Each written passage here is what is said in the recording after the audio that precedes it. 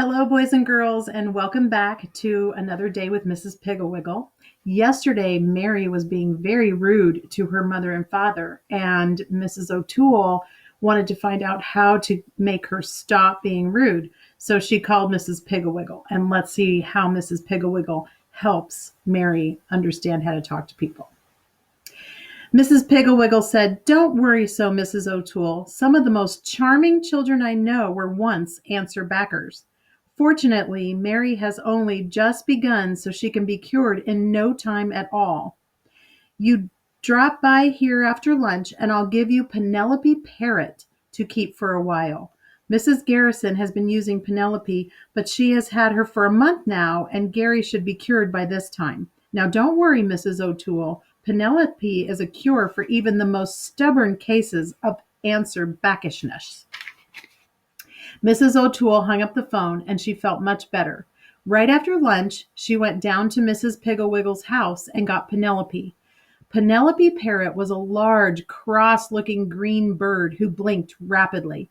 Mrs. Piggle Wiggle said as she handed the cage to Mrs. O'Toole, "Fortunately for you, Penelope will only talk to children." During the walk home from Mrs. Piggle Wiggle's house, Penelope was quiet in a very cross, blinky-eyed sort of way, and when Mrs. O'Toole hung her cage in the kitchen, she hunched down and put her head under her wing. But when Mary came in from school, Penelope woke up and began preening her feathers. Mary was delighted with Penelope. She said, "Oh, Mother, I've always and always wanted a parrot. Do you think she can talk?" Mrs. O'Toole said, "She hasn't said a word since I brought her home, but I was told that she speaks only to children." Mary said, "Where did you get her, Mother? Is she for me? May I have her in my room for my very own?" Her mother said, "I'm keeping her for a friend of mine, but when you play in your room, you may hang her cage by the window." Mary brought her milk and cookies over by Penelope's cage and was very surprised when Penelope blinked and said rudely, "Give me a bite, pig!" Mary broke off a piece of cookie and poked it through the bars of the cage. Penelope snatched it and said, "Thanks, pig."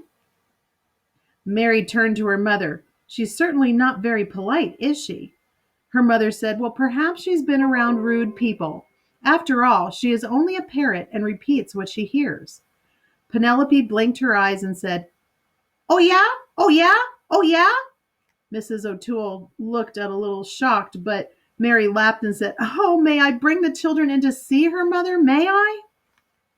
Before Mrs. O'Toole could answer, Penelope began hopping up and down, blinking and yelling, "Say, are you the boss around here? Are you the boss around here? Are you the boss around here?" Mary's mother said, "I am the boss around here, Penelope, and if you are not more courteous, I'll put a cloth over your cage."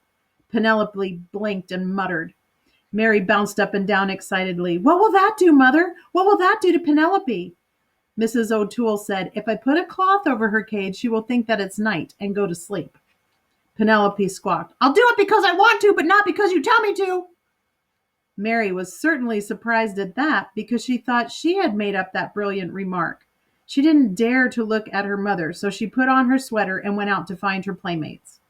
Pretty soon she came back with 5 little friends, and they spent the afternoon standing around Penelope's cage and laughing at her rude remarks. This worried Mrs. O'Toole. If Mary thought Penelope was so amusing, then perhaps she would imitate her and become ruder than ever. So she called Mrs. Piggle Wiggle. She said in a low voice so the children in the kitchen could not hear, "Mrs. Piggle Wiggle, I'm rather worried because Penelope is very rude to the children and they don't mind it at all. Mary thinks she's very funny and laughs at everything she says." Mrs. Piggle Wiggle said, "Just remember, Mrs. O'Toole, that this is only the first day with Penelope. Let Mary be with her as much as she wishes. Keep Penelope's cage in the breakfast nook when Mary eats her lunch and breakfast, and in the dining room at night. Hang her cage in Mary's bedroom when she goes up there to play, and have Penelope sleep in Mary's room. I'm sure that you do not have to worry. Penelope has never failed me." Mrs. O'Toole said, "All right, Mrs. Piggle Wiggle. I'll do just as you say. Goodbye." What do you think is going to happen?